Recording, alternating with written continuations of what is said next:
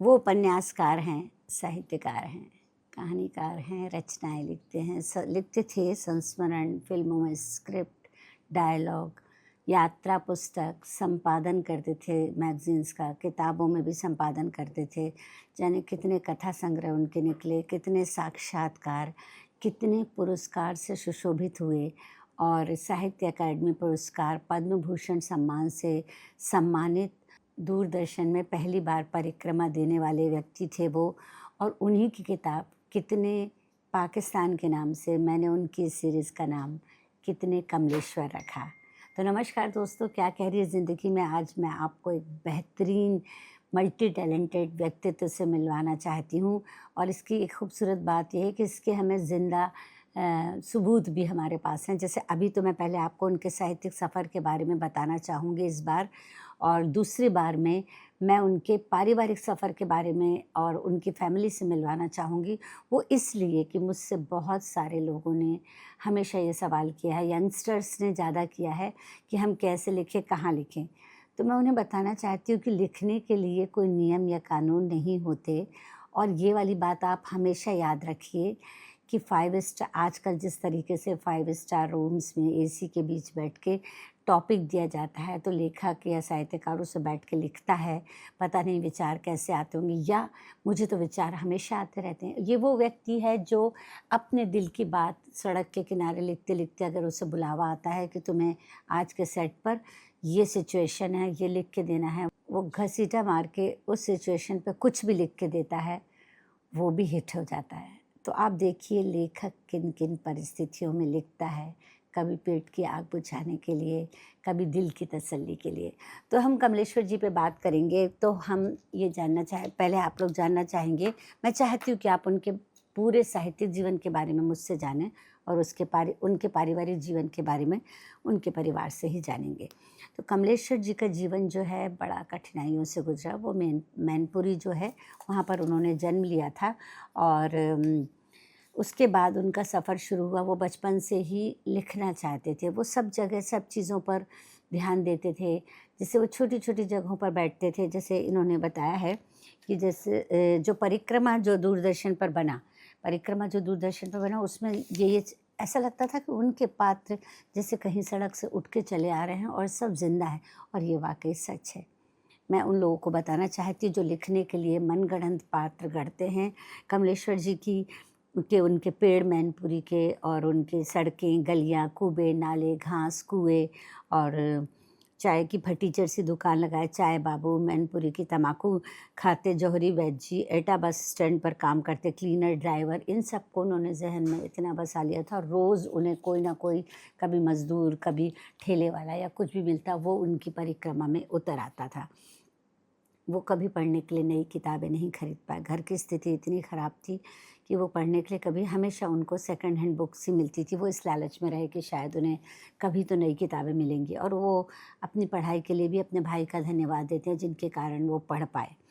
किशोरकालीन जीवन में माँ की तार्किक वृद्धि ने उनको ये बताया कि कोई भी सत्य अंतिम नहीं है, वह समय सापेक्ष है। उन्होंने अपने जीवन पर सबसे बाद में जैसे जैसे बिल्कुल बेबाक तरीके से उन्होंने अपनी ऑटोबायोग्राफी लिखी, जो मैंने जिया, यादों के चिराग और जलती हुई नदी।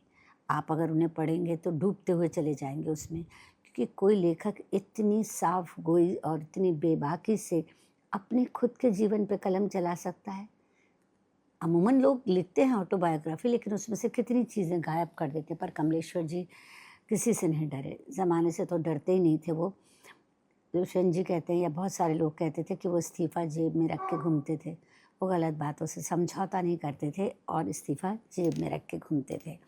उनकी रचनाएं तो बहुत सारी हैं और पहला उपन्यास उनका माना जाता है एक सड़क 57 गली। अगर मैं कुछ गलती कर रही होंगी तो इसके बाद उनकी पुत्री जो हमें एक साक्षात्कार देने वाली हैं वो उसमें सुधार कर देंगी।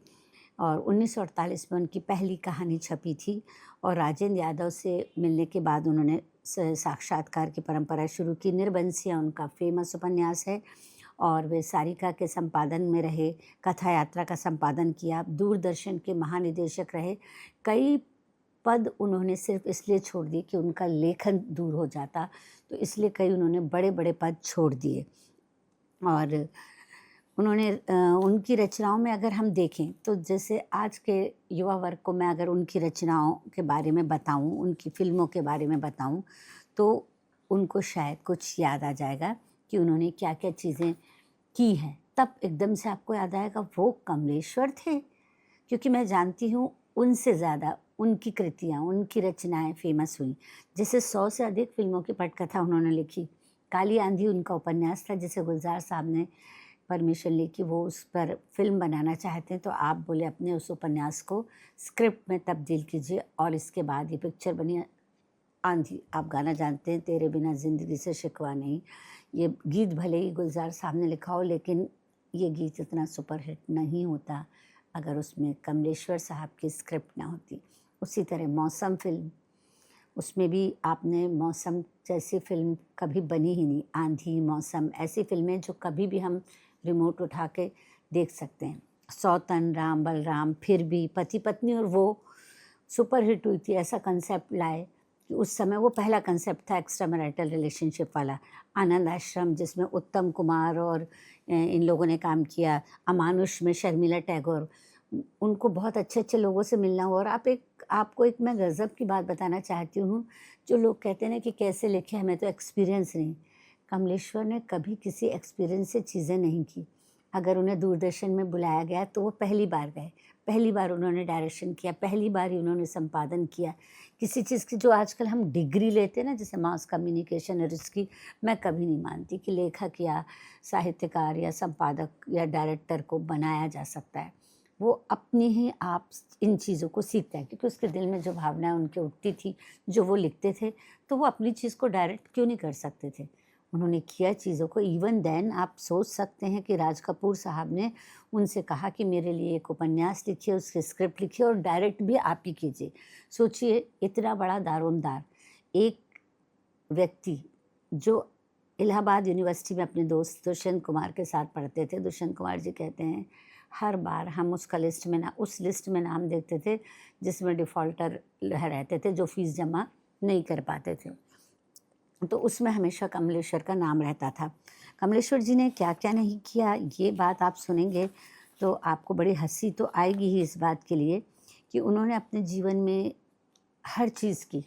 मसलन उन्होंने काजल के जो रैपर बनते हैं उसके ऊपर लिखा, और आर्थिक कारणों से रेडियो स्टेशन पर भी काम किया, और साइन बोर्ड बनाए, चाय की दुकान पर काम किया, चाय की गोदाम में चौकीदार का काम किया। इतने फटे-हाल थे, कई बार वो अकेले फूट-फूट के रोते थे। जब उन्होंने परिक्रमा पे काम किया, परिक्रमा जो ज़मीन से उठे, ज़मीन पे गिरे लोगों की कहानी थी, तो जब वो उसकी स्टोरी मतलब करते थे, जब उसकी शूट करते थे दूरदर्शन में, तो उस समय वो करने के बाद सबसे सक्सेसफुल उनका वो प्रोग्राम रहा। सारी दुनिया उससे उनको जानना शुरू किया। तो जब वो करने के बाद वो दूरदर्शन स्टेशन के बाथरूम में जाते थे और फूट-फूट के रोते थे। मतलब उन्हें अपनी चीज़ें, खुद की चीज़ें उन्हें, क्योंकि वो उन्होंने देखा था, उन्होंने उस चीज़ को महसूस किया था। केवल उनके वो झूठे पात्र नहीं थे। अपनी पत्नी को कमलेश्वर जी बेहद प्यार करते थे। इस बारे में हम उनकी पुत्री मानू जी से बात करेंगे, और तो उससे उनकी परिस्थितियों का भी पता चलता है। इन दोनों ने मिल के, क्योंकि कमलेश्वर जी का कहना है कि वो मेरी पत्नी कभी नहीं रही, मेरी हमसफ़र, दोस्त, सलाहकार की तरह वो मेरे साथ रहीं। और इस युग में जब स्त्री को बराबर का दर्जा देना तो दूर पैर की जूती समझा जाता था, उनके खुले दिमाग का होना इस बात का प्रतीत होता है कि वे हमेशा गायत्री जी की पढ़ाई के लिए चिंतित रहे। और तुम्हारा कमलेश्वर नामक किताब में गायत्री जी ने बड़ी दिलेरी से उनके जाने के उपरांत अपने सारे खत दिए, जो तुम्हारा कमलेश्वर के नाम से, वो सारे प्राइवेट उनके खत प्रकाशित हुए। वो बहुत बड़े दिल की थी, उनकी कभी-कभी कुछ भी इधर की खबरें आती, लोग बाग उनकी बदनामी करते, वो बड़े धैर्य और संतोष के साथ उन्होंने कमलेश्वर का साथ दिया। अगर ये बात सच है, अगर परिवार साथ ना दे तो आदमी इतना सक्सेसफुल नहीं बनता। हमेशा उनके साथ उनकी पुत्री और उनकी पत्नी खड़ी रहीं। पाठकों के लिए वह कहते हैं कि मैं अपनी बात जानता हूँ, मेरी ज़िंदगी में कोई ऐसा भीषण अभाव या दुख नहीं था कि मैं अपनी बात कहने के लिए लेखन का कार्य शुरू करता। सचमुच मेरा कोई व्यक्तित्व या स्वार्थ नहीं था, पर अपने चारों तरफ फैली गरीबी, दुख, दैन्य, भीषण मजबूरियाँ और उदास चेहरे मैं नहीं देख पाता था। मुझे लगता था कि मेरे चारों ओर जो लोग हैं जिनके साथ मैं उठता बैठता खेलता हंसता हूँ, ये एक झूठी ज़िंदगी जी रहे हैं। उनकी हंसी खोखली है, उनके चेहरों की चमक बनावटी है और उनके दिलों में अभाव और दर्द का सागर पछाड़े खा रहा है। इसीलिए उन्होंने लिखा, ये आउटलुक में उन्होंने दिया था। और फिर उनकी पत्नियों के जो उनके साथ पत्र थे, तुम्हारा कमलेश्वर के नाम से ज़रूर पढ़ने चाहिए। परिक्रमा के लिए तो उन्होंने बता ही दिया मैंने आपको। और वह उर्दू के बहुत बड़े हिमायती थे, देश और समाज के प्रति बहुत सजग भी थे।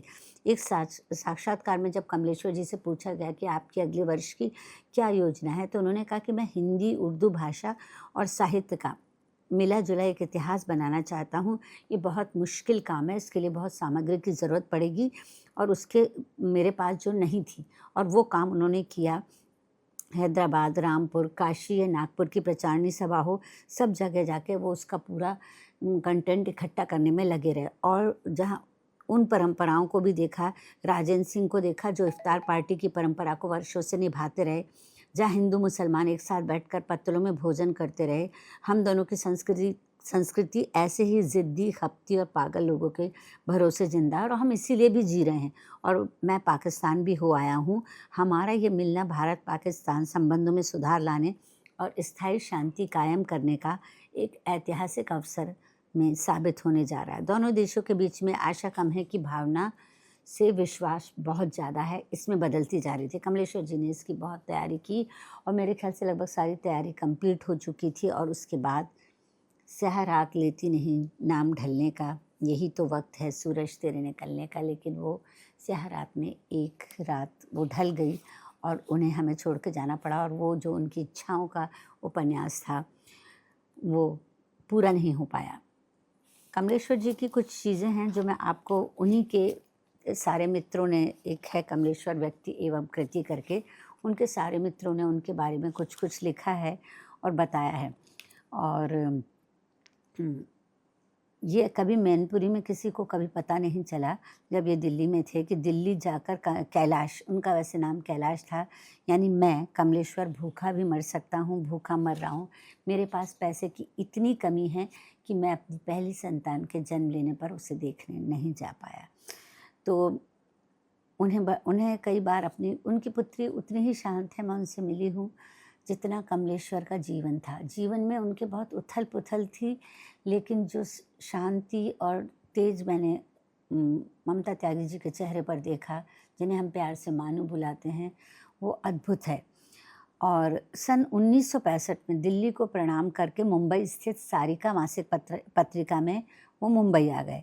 दिल्ली के दुखों ने उन्हें एक सफल व्यक्ति तो स्थापित किया, पर वो आर्थिक रूप से उतने सक्षम नहीं हो पाए थे। मुंबई के खुशहाली भरे जीवन ने उन्हें प्रख्यात संपादक, टीवी कार्यक्रम संचालक बनाया। और वे आपातकाल के समय में सारिका का एक पन्ना काला करके भी देते रहे। ये तेवर और ये बागीपन जो है उनके नेचर में था। अपने जाने के बाद, दूरदर्शन छोड़ने के बाद, उनकी इच्छा थी कि कन्हैया लाल नंदन जी उनके कुर्सी पर बैठें और वो उन्हें कुर्सी पर बैठा कर ही बम्बई रवाना हुए। उसके बाद उन्होंने बम्बई में ही कथा यात्रा व श्री वर्षा पत्रिकाओं का संपादन किया। उन्हें दिल्ली दूरदर्शन में संयुक्त महानिदेशक का पद दिया गया था 1980 में, जहां वे 82 तक ही रहे।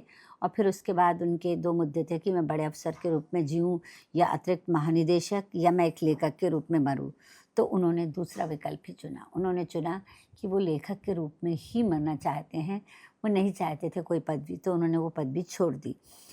और दिल्ली स्थित गंगा पत्रिका के संपादक साहित्यकार में भी वो जुड़े रहे। तो ऐसे महान साहित्यकार उपन्यास, कहानी, नाटक, निबंध, यात्रा, संस्मरण, इतनी सारी चीज़ें करने के बाद वे दुनिया की लंबी यात्रा पर चले गए। उनके निधन पर आलोक त्यागी, दुष्यंत कुमार जी के दामाद, कहते हैं कि मैं जानता था कि वे देवता नहीं थे। उन्हें देवता होने कहलाने का शौक़ भी नहीं था और ना आग्रह, पर वे एक बेइंतहा प्यारे इंसान थे। मेरे लिए उनका जाना अपने पिता को दोबारा खोने जैसा है। विष्णु प्रभाकर ने लिखा था कि ये कोई जाने की उम्र थी, ये कमलेश्वर की नहीं हमारे जाने की उम्र थी। ये वह हिंदी साहित्य का लेखक नहीं बल्कि सह कलाकार था।